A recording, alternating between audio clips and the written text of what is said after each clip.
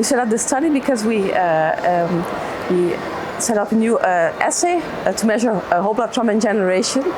And thrombin generation is an assay to measure that's able to measure the amount of thrombin that is generated in plasma, and it's been found that it can an increase in thrombin generation is a predictor for venous thrombosis.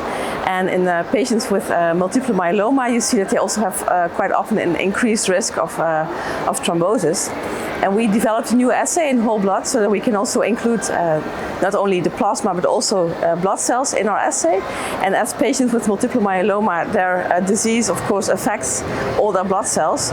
We wanted to see if our assay would be able to if we could see a difference in thrombin generation in whole blood in these patients with multiple myeloma. So therefore we measured both in plasma their thrombin generation and in whole blood. And additionally we also did some extra measurements on the platelets. We looked at the platelet reactivity tests and platelet secretion tests. And what we found in our study was that if patients with multiple myeloma, if we compared them to controls, that they had an increased amount of thrombin that was generated in whole blood, but not in plasma. And however, the lag time, so the time it took for thrombin to be generated, was longer in patients. So this implies both a pro-thrombotic phenotype because of the increase in thrombin generation, but also the more hemorrhagic phenotype because of the increase in the lag time. So it takes longer for the thrombin to be generated.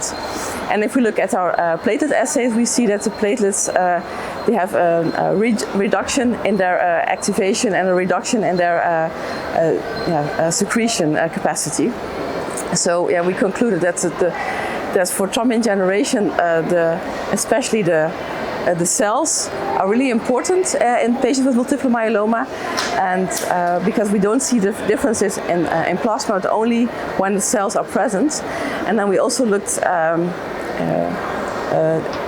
see differences between if it's platelets, red blood cells, or white blood cells, and then we see that the white blood cells, they were not associated with our whole blood thrombin generation assay, but both the platelet reactivity and the erythrocytes, they were associated with our assay. So we think that especially the platelets and red blood cells, they contribute to the whole blood thrombin generation changes we found in patients with multiple myeloma.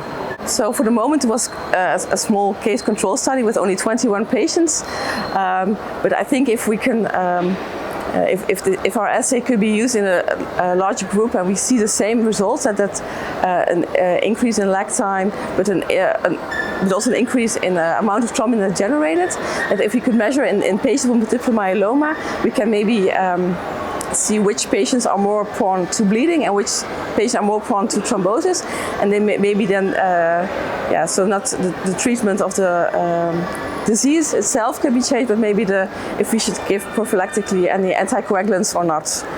So that's how I think our assay could maybe change the treatment in the multiple myeloma.